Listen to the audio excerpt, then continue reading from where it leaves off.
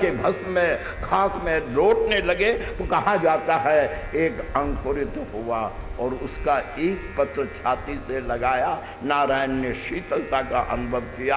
परंपरा बन गई कि चाहे कितनी पूजा करो लेकिन जब तक शालिग्राम के ऊपर तुलसी न रखो, तुलसी का स्पर्श न कराओ, तब तक शालिग्राम की पूजा स्वीकार नहीं होती है। तो प्यारे प्रभु प्रेमियों, यह एक तीसरा घाट। लेकिन कहते हैं कि बैकुंठवासी विष्णु आए थे, लक्ष्मी के लिए जय विजय रावण बना। क्षीरसाई विष्णु आए, नारद मोह में हरगण रावण कुंभकर्ण बना। रमापति विष्णु आते हैं जलंधर के इसमें वृंदा के शाप से, और बेचारे जलंधर को मुफ्त में रावण बनना पड़ा। उसका कोई अपराध नहीं था, लेकिन वृंदा का शाप था कि मेरा पति तेरी पत्नी का शील हरण करके तुझे रोने को विवश करेगा, जिस तरह मैं कलप रही हूँ। और वही हुआ, सीता हरण में वृंदा का श्राप प्रभु को स्वीकार करना पड़ा। तो प्यारे प्रभु प्रेमियों, गोस्वामी श्री तुलसीदास जी महाराज कहते हैं, लेकिन ये चौथा घाट जो है गोस्वामी जी कहते हैं ये भगवान शंकर कहते हैं। यहाँ वक्ता शंकर है, और शंकर कहते हैं पार्वती, पूर्व जन्म में जिनको तुमने रोते देखा था और अभी तक तुम्हारे दिमाग में जो धुंध सवार है, मैं उन्हीं राम की चर्चा तुम्हें सुनाता हूं। वो राम कौन थे? बोले वो विष्णु नहीं थे, जिनको तुमने रोते देखा था।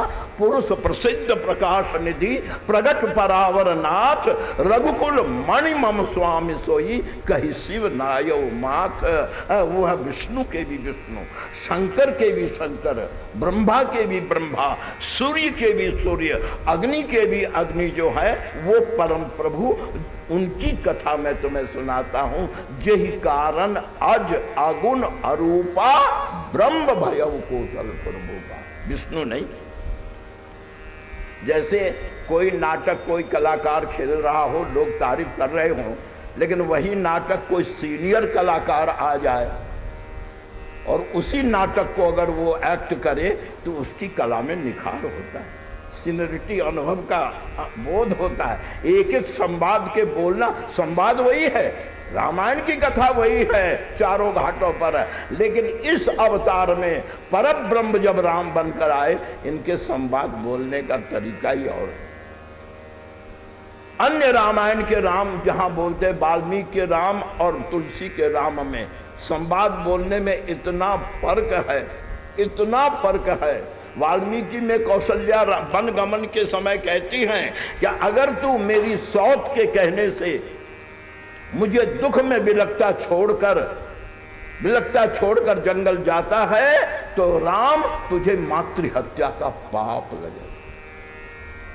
लेकिन तुलसीदास कहते हैं क्या, जो पितु मातु कहे बन जाना, तो कानन शत अवध समाना। बेटा, मां बाप में कोई फर्क नहीं। और याद रखो, औरों का किया अपराध तो भगवान क्षमा करते हैं, लेकिन माता पिता के प्रति किया गया अपराध केवल माता पिता ही क्षमा कर सकते हैं, भगवान भी क्षमा नहीं कर सकते। इसीलिए हमारे यहाँ मातृदेवो भव, पितृदेवो भव। और ये अज अनादि राम ने आकर के मानव जीवन में हमको पहला पाठ ही यही पढ़ाया, जो हम आगे आपसे चर्चा करेंगे। अब आइए अपने प्रसंग पर कि उस परम प्रभु को देखने के लिए महाराज मनु ने तपस्या प्रारंभ की। तपस्या की 3 आवृत्ति है। 6000 वर्ष तक केवल जल, बरस सहस सठ 6 और संबत सप्त सहस्त्र पुनि रहे समीर आधार। 6000 वर्ष तक केवल जल लेकर उर अभिलाष निरंतर होई, देखिए नयन परम प्रभु सोई। गोस्वामी जी महाराज विनय पत्रिका में कहते हैं क्या, इसी को मनु के भाव को, ये जरा अपठित पद है, श्री गोस्वामी जी विनय पत्रिका में ये अभिलाष को इस तरह प्रकट करते हैं कि कभी जल्दी नहीं। जरा गोस्वामी जी का शब्द देखिए कि कबहू दिखाइयो प्रभु चरण। हे प्रभु, क्या कभी आप अपने चरणों का दर्शन देंगे?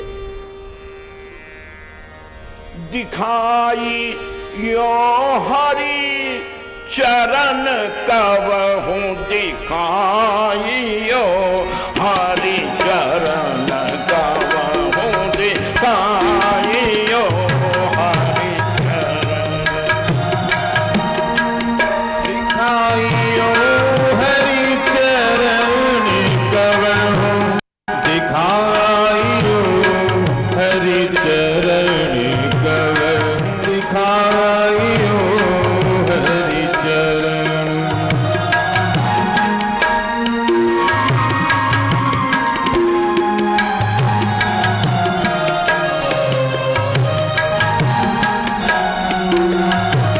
कैसे हैं चरण? जरा गोस्वामी जी के शब्द देखिए। गोस्वामी जी कहते हैं कैसे चरण है जिनको मैं देखना चाहता हूं। शरद भाव, शरद ऋतु के कमल के कि शरद भव सुंदर तरुण तर अरुण बारिज बरन। और कैसे है चरण?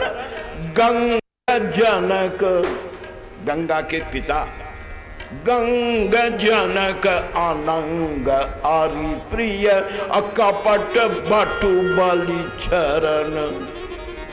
अभी प्रतिय नृग बधिक के दुख दोष दारुण दरन कबहू दिखाइयो हरि चरण कबहू दिखाइयो हरि चरण। दिखाइयो हरि चरण कबहू दिखाइयो हरि चरण कबहू दिखाइयो हरि चरण। गोस्वामी तुलसीदास जी महाराज चरणों की महिमा बताते हुए कहते हैं इस चरण की महिमा क्या है कि सकृत, सकृत माने एक बार, कि सकृत उर आनत जिनहि जन होत तारन तरन। एक बार भी जो इन चरणों का ध्यान अपने हृदय में ले आता है, गोस्वामी जी कहते हैं कि सकृत उर आनत जिनहि जन होत तारन तरन। दरस आस पियास तुलसी, दरस आस पियास तुलसी दास चाहत मरण कबहू दिखाइयो हरि चरण कबहू दिखाइयो हरि चरण। दिखाइयो हरि चरण कबहू दिखाइयो हरि चरण कबहू दिखाइयो हरि चरण। प्रेमियों, जरा धैर्य देखिए। हम तो बहुत थोड़े में, गुरुजी ने कहा साधन दिया, माला दी, जप दिया, थोड़े दिन तो चला, नया मुसलमान ज्यादा प्याज खाता है, लेकिन धीरे धीरे धीरे धीरे धीरे धीरे यहां निरंतर 6000 वर्ष, 7000 वर्ष, 10,000 वर्ष, टोटल कितना हुआ? 23,000 वर्ष। 23,000 वर्ष से प्रतीक्षा कर रहे हैं। एक संत के श्रीमुख से एक कथा सुनी थी कि 2 संत तपस्या कर रहे थे, एक इमली के पेड़ के नीचे और एक केले के पेड़ के नीचे। दोनों का उद्देश्य यही था, देखिए नयन परम प्रभु सोई। घूमते फिरते बाबा नारद एक बार उधर से निकल पड़े तो वो केले वाला मिला, महात्मा देखा, जय हो देव ऋषि की जय हो, नारद जी की जय हो। कहाँ जा रहे हैं गुरुदेव? बोले हमारा क्या भटकना, नारायण के पास जा रहा हूँ। नारायण के पास? हाँ। तो कृपा कीजिए न, क्या जब आप जा ही रहे हैं तो जरा उनसे पूछ लेना, क्या मैं जो तपस्या कर रहा हूँ कभी दर्शन देंगे, कभी कृपा करेंगे, दर्शन देंगे? नारद जी ने कहा पूछ लूँगा, नाम पता याद रहेगा ना? बोले हाँ सब याद रहेगा। ठीक। नारद जी आगे बढ़े, वो इमली वो मिला, इमली के पेड़ के नीचे जो तपस्या कर रहा था। केले में पत्ते कितने होते हैं? 5-6, और इमली में एक पत्ते में 1 दर्जन पत्ता। एक पत्ता इमली का, उसमें भी आगे पीछे 1 दर्जन पत्ता। उसने देखा, उसने भी यही सवाल किया। नारद जी ने कहा ठीक है, जा ही रहा हूं तो तुम्हारा भी पूछ लूंगा। जब उधर से लौटे तो वापसी में पहले वो केले के पत्ते वाला ही मिला। देखा, बोले नारद जी आ गए? बोले हाँ आ गए। मेरी याद रही क्या? बोले अरे वाह, संत झूठ बोलते हैं क्या? मैंने कहा था पूछ लूंगा तो पूछ लिया।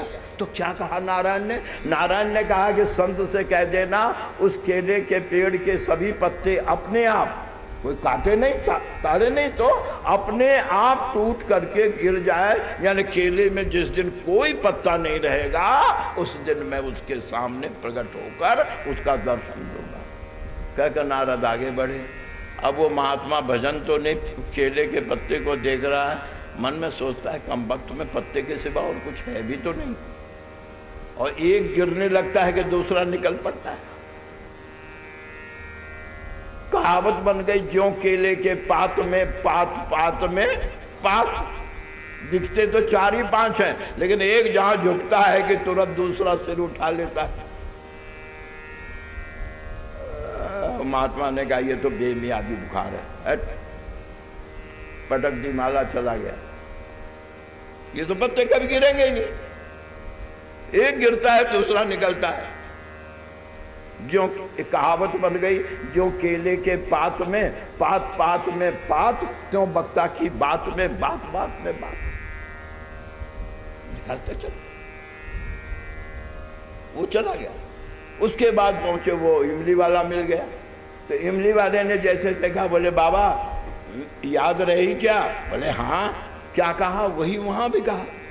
प्रभु ने कहा ये इमली के विशाल वृक्ष का एक एक पत्ता अपने आप जब झड़ जाएगा, इमली का पेड़ ठुंठ हो जाएगा, एक पत्ता नहीं, उस दिन मैं उसको दर्शन दूंगा। ये सुनते ही वो महात्मा खुशी से उठकर नाचने लगा। धन्य प्रभु, अपने को कहाँ जल्दी है, आपने कह दिया ना दर्शन दूंगा, तो पत्ता झड़ेगा ही। जब आपने कह दिया कि पत्ता झड़ जाएगा तो दर्शन दूंगा, तो अपने को कौन सी जल्दी पड़ी हुई है। तब वो महात्मा नाचने लगा और ठाकुर उसी समय प्रकट हो गए। कहने का मतलब क्या है कि साधन में धैर्य चाहिए। हमारे यहाँ महाराज मनु ने धर्म के 10 लक्षण बताए हैं प्यारे भगवत भक्तों, और उसमें सबसे पहला लक्षण धर्म का।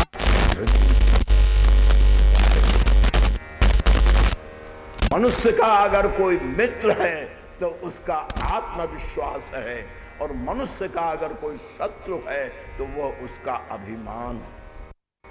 प्यारे प्रभु प्रेमियों, निरंतर यहां तक तपस्या करते करते अस्थि मात्र हो रहे शरीरा। दूर से देखने पर लगता ही नहीं है कि कोई आदमी है, तो अस्थि मात्र लगता है। 2 नर कंकाल हैं, लेकिन तदपि मनाग, मनाग माने किंचित, तदपि मनाग मन ही नहीं पी रहा। यानी हालांकि शरीर अस्थि मात्र हो गया है, लेकिन किंचित भी उसकी कोई पीड़ा नहीं है। ऐसा कैसे संभव हुआ? गोस्वामी जी कहते हैं अन्यत्र कि ऐसा इसलिए संभव होता है। सुनो कैसे कि मनता जहाँ रघु वर देही, दिनु मन तन दुख सुख सुधी।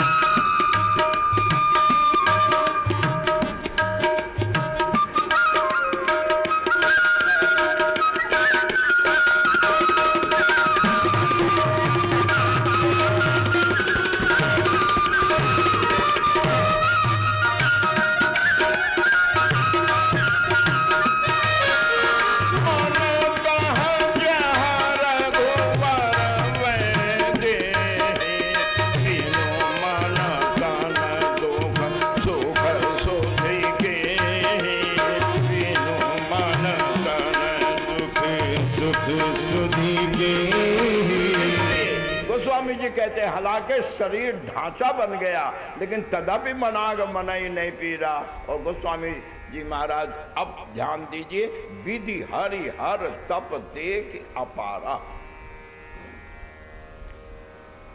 यहां अलग अलग मत है।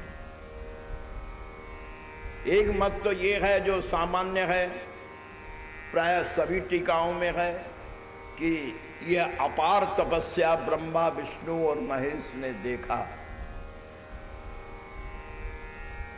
लेकिन अयोध्या के संतों का मत है कि नहीं, ब्रह्मा विष्णु महेश ये अवाक क्यों हुए, बिना बुलाए क्यों आए? इसलिए कि ब्रह्मा विष्णु और महेश जिस तपस्या से ब्रह्मा बने थे, जिस तपस्या से विष्णु बने थे, क्योंकि पार्वती प्रसंग में आपने सुना है, नारद ने कहा है कि तपबल शंभु करई संघारा, तपबल रचई प्रपंच विधाता, और तपबल विष्णु सकल जग त्राता। तो तपस्या के कारण विष्णु के पास रचने पालन का बल है, ब्रह्मा के पास रचने की ताकत है, और शंकर के पास संहार की शक्ति है। लेकिन उन तीनों ने अपनी तपस्या से भी अपार यानी अधिक तपस्या जब देखी कि हम तीनों मिलके भी इतनी तपस्या नहीं कर पाए जितनी तपस्या की इन दोनों पति पत्नी ने की है, तो विधि हरिहर तप देखी अपारा। एक भी है कि तपस्या के 3 पड़ाव थे। पहला पड़ाव 6000 वर्ष जल विराम, तो जल के देवता ब्रह्मा आए वरदान में। उसके बाद 7000 वर्ष तक वायु का समाप्त हुआ, तो प्राण वायु के पालन करता विष्णु जी महाराज आए। और फिर 10,000 वर्ष तक श्वास को भी अवरोध करके प्राणायाम की स्थिति में तब भगवान शंकर आए। 6000 जल की पूर्ति के बाद में ब्रह्मा, वायु की पूर्ति के बाद में विष्णु, और अवरुद्ध प्राणवायु का प्राणायाम के बाद में भूत भावन योगीश्वर भगवान शंकर आए। अलग अलग, लेकिन फिर भी विधि हरिहर तीनों मिलकर आए, लेकिन परम धीर नहीं चलाए। लाख कोशिश की, आंखें खोलो। अब जरा 5-15 मिनट मैं कुछ प्रतीक्षा कर रहा था, तब खैर हरीक्षा यानी गोस्वामी तुलसीदास जी महाराज कहते गए कि बड़े ध्यान के साथ आप इस बात को सुनेंगे कि विधि हरिहर तब देखी अपारा, मनु समीप आए बहुबारा। कोशिश क्या है कि एक बार हमारा रुतबा देख तो लें, कौन आया है, जाने बिनु ना होए पड़ती थी। तो कोशिश ये है तीनों की कि ये आंख खोलकर पति पत्नी हमको देख लें। और इन दोनों का व्रत क्या था? उर अभिलाष निरंतर होई, देखिए नयन परम प्रभु सोई। दोनों ने आंखें बंद की थी, महाराज मनु ने और शत्रुपा ने, कि अब दुनिया से आंखें बंद कर दी, अब ये आंखें खुलेंगी तो उनको ही देखने के लिए। देखिए नयन, आंखों से देखने का संकल्प लेकर के दुनिया को देखने में, है ना, अनुकूलस्य संकल्प के साथ प्रतिकूलस्य वर्जनम। आंख मूंद लिया कि अब आंखें खुलेंगी, तब उनको ही देखने के लिए ब्रह्मा ने कोशिश की, आंखें खोलो। क्यों? मुझे देखो, आप कौन हैं? मैं ब्रह्मा हूं, चतुरानन ब्रह्मा, पितामह ब्रह्मा, विरंचि ब्रह्मा, सृष्टि रचयिता ब्रह्मा। आंखें खोलो। ठीक है, लेकिन एक बात पूछूं, क्या जब महाप्रलय होता है तो आप कहाँ रहते हैं? ब्रह्मा जी ने सिर खुजला देगा, फिर तो मैं भी लय हो जाता हूँ। महाप्रलय में तो मैं, आप भी लय हो जाते ना, फिर पधारिए, कुछ नहीं लेना। जो दुकान बंद होने वाली है उससे क्या बात करना। विष्णु आए, उनसे भी पूछा महाप्रलय के बाद, बोले महाप्रलय के बाद तो बस करार विंदे न पदार विंदम मुखार विंदे विनिवेशे अंतम, फिर तो सारे नाटक समाप्त, आप भी पधारो। शंकर जी आए, मैं प्रलय करता हूं, आप प्रलय करते, हाँ तो प्रलय करके आप कहाँ रहते हैं? शंकर जी ने कहा करके मैं भी उसी में लय हो जाता हूँ। कहते हैं विधि हरि हर तप देखी अपारा, मनु समीप आए बहुबारा, मांगो बर बहु भांति। एक भांति नहीं, बहु भांति माने, बहु भांति माने अनेक प्रकार, बहु माने अनेक प्रकार से। लेकिन गुरुजी एक भाव कहते थे, साधु का भाव है क्या? जब तीनों ने देखा कि ब्रह्मा शंकर और विष्णु के प्रभाव में नहीं आए, पर इनको किसी तरह से डिगाना, क्योंकि वो तो आएंगे नहीं, निराकार तो आएंगे नहीं, रिप्रेजेंटेटिव हम तीनों हैं, तो ये जिम्मेदारी तो हम तीनों की है कि अगर ब्रह्मांड में कहीं कोई बात आती है तो उनका प्रतिनिधित्व तो हम करें। उपजय जासु अंशते नाना शंभु विरंच विष्णु भगवाना, तो तीनों के तीनों ने मिल करके कहा क्या? मांगहु बर बहु भांति। जिस तरह पत्नी खुशामद करके पति से अपनी बात मनवाने की कोशिश करती है, उसको बहु माने अनेक भी, और गोस्वामी जी कई जगह पर प्रयोग करते हैं क्या कि सुतिक्षण में भी यही है, मुनि ही राम, वो जगते नहीं है, हृदय में चतुर्भुज रूप हटा अकुलाए, हृदय में द्विभुज रूप आया बैठ गए। अब राम जी लाग मुनि राम बहुभांति जगावा, मन वहां भी बहुभांति है। अरे बाबा आंख तो खोल, अरे आंख तो खोल। खुशामद, बहुभांति माने चिरौरी, खुशामद। तुलसीदास जी महाराज कहते हैं मांगहु बर बहु भांति लुभाए, पर परम धीर नहीं चल ही चलाए। अब जरा ध्यान दीजिए, गोस्वामी तुलसीदास जी महाराज कहते हैं कि अब कौन गति अनन्य, ये अनन्य शब्द की व्युत्पत्ति क्या होगी मुझे तो पता नहीं, मैं तो गंवार आदमी हूं। क्योंकि राम जी भी हनुमान जी को दीक्षा देते हुए यही गुरु मंत्र देते हैं कि सो अनन्य जाकी असी मति न टरई हनुमंत, कि मैं सेवक सचराचर और रूप स्वामी भगवंत। तो मानस के अनुसार अनन्य की व्याख्या तो ये है। तो गोस्वामी जी कहते हैं कि गति अनन्य तापस नृपुरानी, तो मांगू।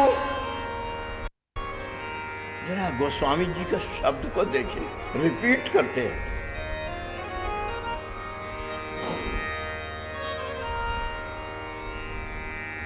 आइए इधर बैठिए, कहीं विराजिए।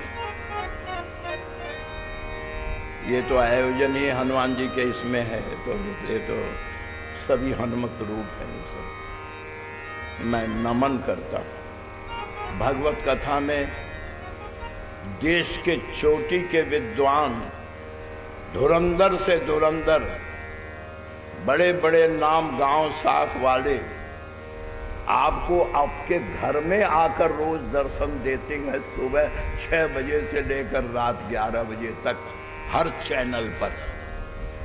तो कथा तो घर में ही मिल जाती है। क्षमा करेंगे, सभी लोग थोड़ा थोड़ा सा आगे आ जाएं, जिससे कि पीछे आने वाले लोगों को सुविधा हो सके। हाँ, नहीं थोड़ा थोड़ा सा आप लोगों को कष्ट होगा, लेकिन थोड़ा थोड़ा सा आगे आ जाएं। अरे भाई देखो, छोटे मोटे गृहस्थ के घर में बालक आने को होता है तो अड़ोस पड़ोस के लोग इकट्ठे हो जाते हैं, औरतों की भीड़ होती है। तो आज तो मालिक का मालिक आ रहा है।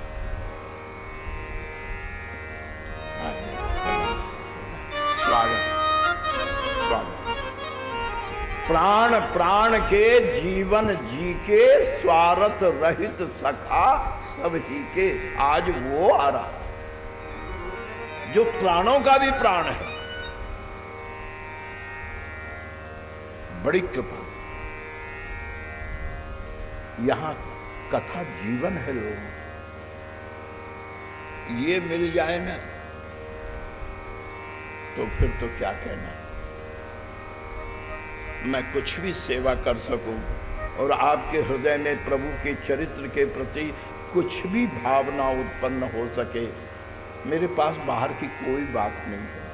मैं मानस में जिया हूं, मानस में रहा हूं, माता पिता की तरह मानस ने संभाला है और माता पिता की तरह ही मानस ने मुझे पाला है, वरना क्या ठिकाना लगता मेरा।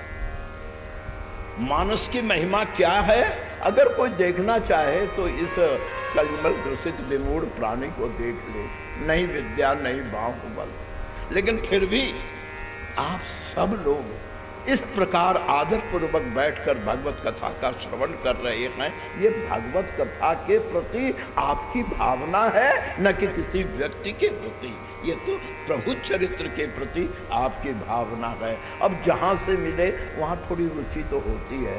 टेलीविज़न को भी झाड़ पोछ के तो लोग रखते ही हैं, तो कोई खास बात नहीं। आइए 2 बार भगवान का नाम ले लें और चलिए हम अपने प्रसंग पर चलें। मैंने एक दिन कहा था कि मानस में 9 बार आकाशवाणी का प्रयोग हुआ है, 9 बार। यानी जब मैसेज देना होता है राष्ट्रपति को, प्रधानमंत्री को, तब वो दूर आकाशवाणी का प्रयोग करते हैं कि सारे समाज को एक बार संदेश मिल जाए। और आप आश्चर्य करेंगे कि ब्रह्मा ने 2 बार प्रयोग किया रेडियो स्टेशन का, शंकर जी ने केवल 1 बार प्रयोग किया है, देवताओं ने 3 बार किया है और राम जी ने भी 3 बार ही किया। इस तरह कुल 9 बार मानस में आकाशवाणी का प्रयोग हुआ है। अब ये परब्रह्म आकाशवाणी का प्रयोग कर रहे हैं क्या कि गति अनन्यता पसंद पुरानी। ब्रह्मा आए थे, विष्णु आए थे, लेकिन ये तो निराकार। इनका आना अगर कहते तो बनता नहीं, इसलिए आना नहीं कहा। क्या कहा कि मांगो मांगो मांगो मांगो बारो भाई नववानी नववानी।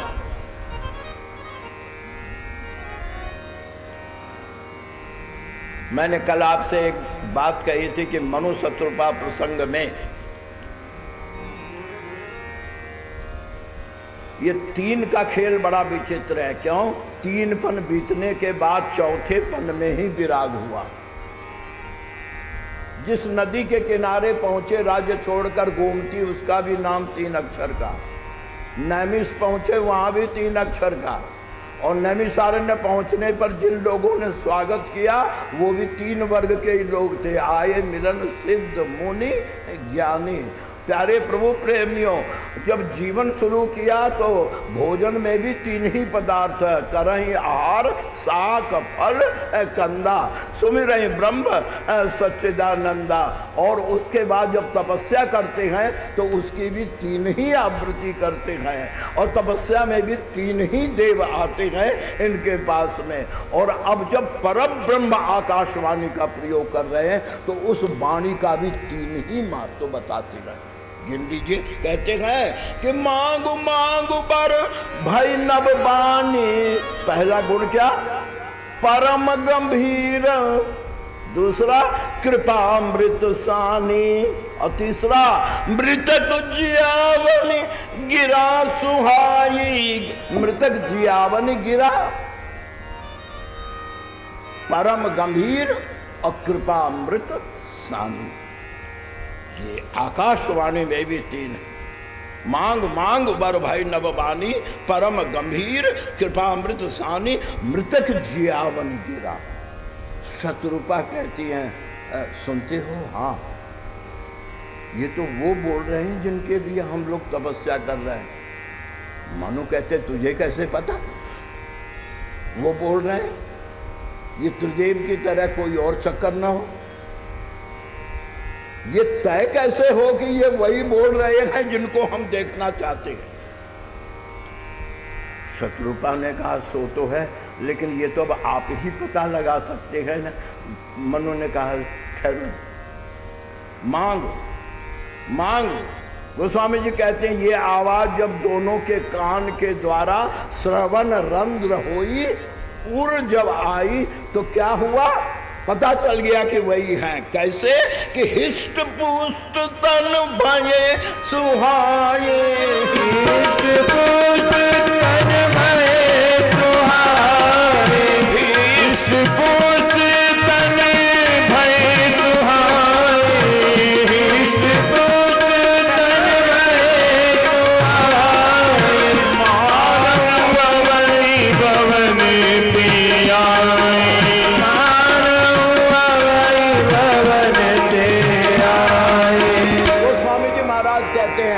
वाणी ने ही केवल 23,000 वर्ष का नुकसान भरपाई कर दिया। ब्रह्मा की आवाज सुनी कोई फर्क नहीं, विष्णु की सुनी कोई फर्क नहीं, शंकर की सुनी, पर ये मृतक जियावन गिरा सुहाई, भीतर आते ही हिष्ट पुष्ट, यानी जितना नुकसान उठाया था भगवान ने मिलने के पहले वो क्षति पूर्ति कर दी। मेरे लिए तुमने इतना ही तो नुकसान दिया है ना, जिस दिन घर से आए थे उस दिन जो तंदुरुस्ती थी, हिष्ट पुष्ट तन भय सुहाए, मानव आवही, मानो अभी अभी राज्य छोड़कर भवन से आए। शत्रुपा ने कहा अब कोई शक है क्या? बोले नहीं। तो फिर मांगो, मांगो। हाँ, हाय हाय, जो चक्रवर्ती रहा है, जिसने केवल दिया ही दिया है जीवन में, लोगों को स्मृति का दान दिया है, आज उसे मांगना पड़ रहा है। बोले मनु करी दंडवत। यहां मैं निवेदन कर दूं, बोलने में गोस्वामी जी ने केवल मनु का नाम दिया है, लेकिन जब बोलना खत्म हुआ है तो वहां गोस्वामी जी कहते हैं दंपति वचन परम प्रिय लागे। इसके माने केवल मनु नहीं बोले, बोलना शुरू मनु ने जरूर किया, बोले मनु करी दंडवत, लेकिन जब बोलना समाप्त हुआ तो गोस्वामी जी कहते हैं दंपति वचन, वचन शब्द है कि दंपति वचन, इसके माने शत्रुपा भी बोलती है। बड़ा गजब है मनु का ये बोलना। आइए मानस के अनुरागियों को जरा कमाल का बोलना है। तुलसीदास जी कहते हैं सोनो सेवक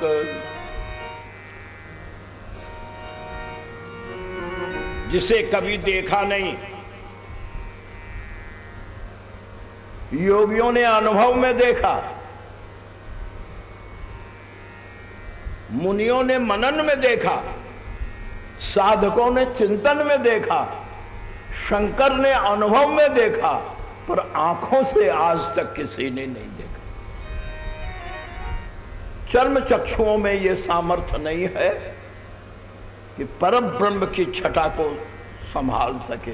अर्जुन को भी विराट रूप दिखाने के पहले दिव्य दृष्टि का दान दिया गया, लेकिन ये तो नंगी आंखों से देखना चाहते हैं। यानी गृहस्थ की कोशिश देखिए। स्वामी रामतीर्थ ने एक शेर कहा है कि वो कौन सा उकदा है, उकदा माने गांठ, वो कौन सा उकदा है जो वाह यानी खुल नहीं सकता, वो कौन सा उकदा है जो वाह हो नहीं सकता। हिम्मत करे इंसान तो क्या हो नहीं सकता।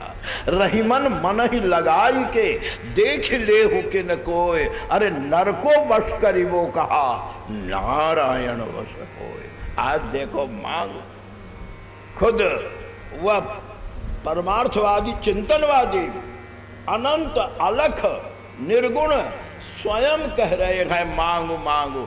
अब ये कहते हैं, जरा जरा मांगने को ध्यान से सुनिएगा। कहते हैं सोनो सेवक सुर तरु। मनु महाराज कहते हैं हे सेवकों के लिए कल्प वृक्ष। कल्प वृक्ष माने जिसकी छाया में कल्पना करने पर सारी इच्छाएं पूरी हो जाएं। तो भक्तों की इच्छा पूर्ति के लिए कल्प वृक्ष के समान। जैसे मनु ने कहा कल्प वृक्ष, पत्नी ने शत्रुपा ने हाथ दबाया, क्या करते हो? बोले क्यों? कल्प वृक्ष मत कहो। क्यों? कल्प वृक्ष है। सब कुछ दे सकते हैं। अरे दे तो सकते हैं पर मिलेंगे कहाँ? कल्प वृक्ष किसी के पास आता नहीं है, कल्प वृक्ष के पास जाना पड़ता है और इनका कोई पता नहीं, जाओगे कहाँ? ये तो लापता है। विष्णु तो फिर भी बैकुंठ को नॉक करो, शंकर को कैलाश में खटखटाओ, लेकिन इनको कहाँ पाएंगे? कल्प वृक्ष कहो तब नहीं, ऐसा करो कि वो आवे। कैसे? कल्पतरु के बाद दूसरा उदाहरण शत्रुपा का, इसीलिए दंपति कहना पड़ा तुलसीदास जी को, संशोधन। अरे भाई, कमाना पुरुष जानता है, घर संभालना तो औरत ही जानती है। मनु तो जोश में मांग रहे, हे कल्प वृक्ष, हे भक्तों के लिए कल्प वृक्ष। अरे बोले कल्प वृक्ष मत कहो, क्यों? कल्प वृक्ष में जाना पड़ेगा, तब काम धेनु कहो। धेनु बछड़े के पास आती है, उनको आना पड़ेगा।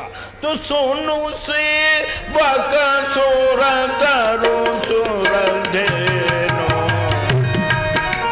सेवक सुर तरु सुर धेनु, सुनु सेवक सुर तरु सुर धेनु, सुनु सेवक सुर तरु सुर धेनु, विधि हरि हर पद बंदित रेणु, विधि हरि हर पद बंदित रेणु। प्यारे भक्तों, क्या चाहते हो? मैं थोड़ा चौपाइयों को, ये गोस्वामी जी ने अधिकार किया है, आपको स्पष्ट करने के लिए आगे पीछे करूंगा, अन्यथा न मानेंगे। क्या चाहते हो? तो कहते हैं देखें, हम देखना चाहते हैं। क्या? सो रूप, उस रूप को देखना चाहते हैं।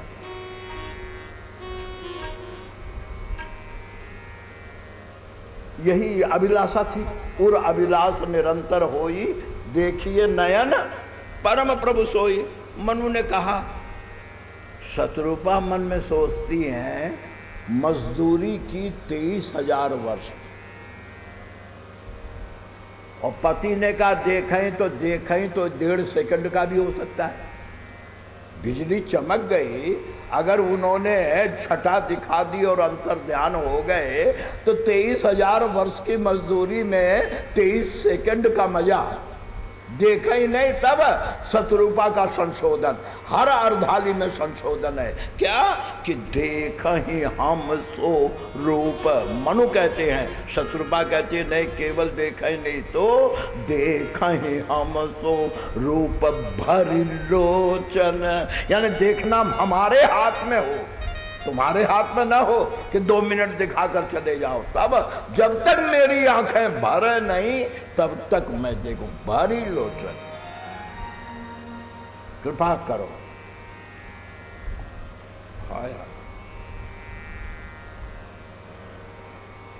कहीं बात आगे बढ़ गई तो मुश्किल होगा, मालिक की क्या इच्छा है ये तो वही जाने, लेकिन फिर भी मैं कोशिश कर रहा हूँ। आप भी प्रार्थना कीजिए कि देरी मत कीजिए, दुनिया को अब ज़रूरत है आपके चरित्र की और आपके आदर्श की।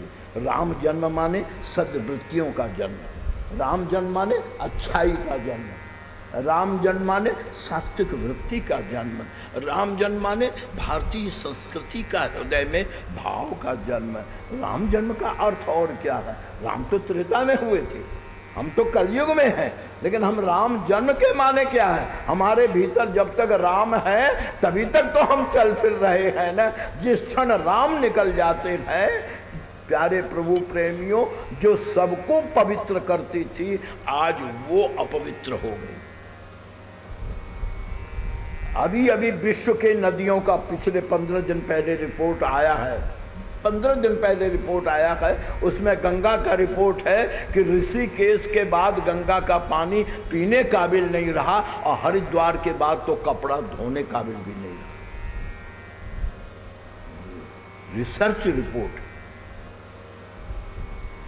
तो आप सोचिए सबको पावन करे और दे निर्मल जल का ध्यान, तब तक ही तो है गंगा का सम्मान।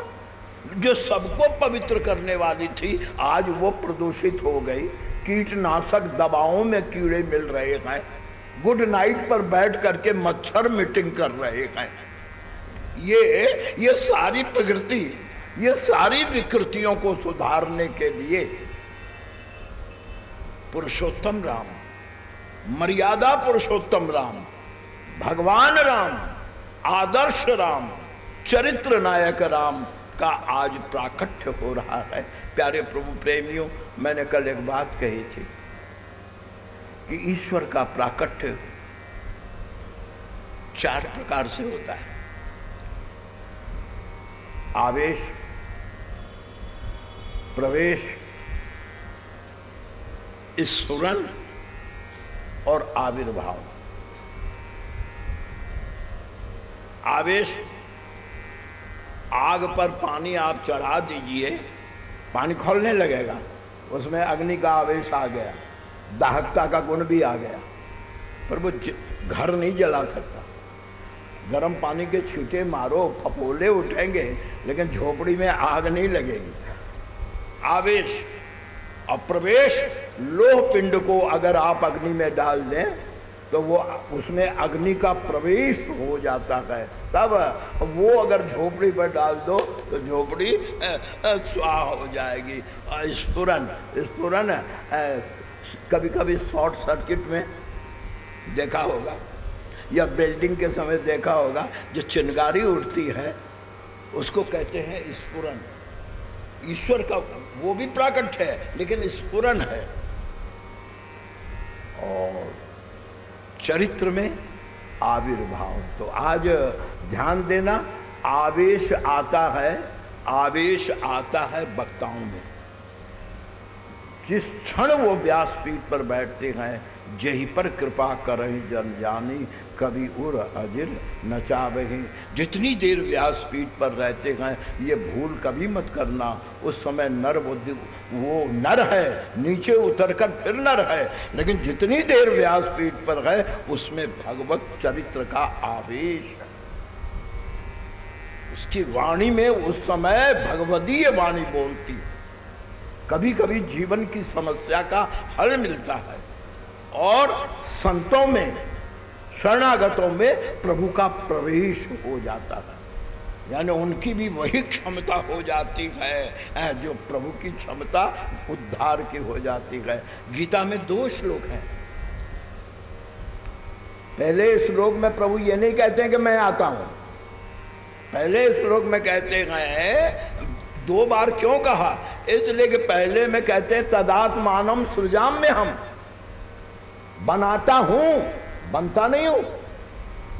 पहले कहते हैं पर यदा यदा ही धर्मस्य ग्लानिर्भवति भारत अभ्युत्थानम् अधर्मस्य तदात्मानम सृजाम्य हम। पहले कहते हैं सृजाम्य हम, पर जब सृजाम्य हम से काम नहीं चलता, सृजाम माने कौन, माने डॉक्टर, लेकिन कौन, फिजिशियन। ये ऑपरेशन नहीं कर सकते। ये महापुरुष जितने हैं ये सृजाम्यहम में है। उच्च कोटि के संत जितने हैं वो सब सृजाम्यहम में है, प्रवेश है वो सृजाम्यहम में है। जब उनसे काम नहीं बनता है और ऑपरेशन करना पड़ता है, तब कहते हैं परित्राणाय साधूनाम विनाशाय च दुष्कृताम धर्म संस्थापना संभवाम अहम संभवाम। पहले कहा बनाता हूं, फिर कहते हैं बनता हूं। बनाता हूं माने प्रवेश, और स्फुरन होता है कलाकारों, विद्वान हो। कभी कभी उनकी वाणी में भगवत चमत्कार आ जाता है, कभी कभी उनके संगीत में एक अलौकिक बिजली की छटा आ जाती है, वह उस समय उनकी कला में ईश्वर का स्फुरन होता है। और प्यारे प्रभु प्रेमियों, अब हम आविर्भाव की चर्चा की ओर क्रमशः बढ़ेंगे। भगवान ने कहा तो प्रभु ने दंपति के वचन को स्वीकार करके जरा कथा को मैं अब समाज की दृष्टि से आपके सामने उपस्थित कर रहा हूँ। गोस्वामी जी महाराज कहते हैं कि भगत बछल प्रभु महाराज मनु ने जब कहा कि मैं उस रूप को भर लोचन देखूं,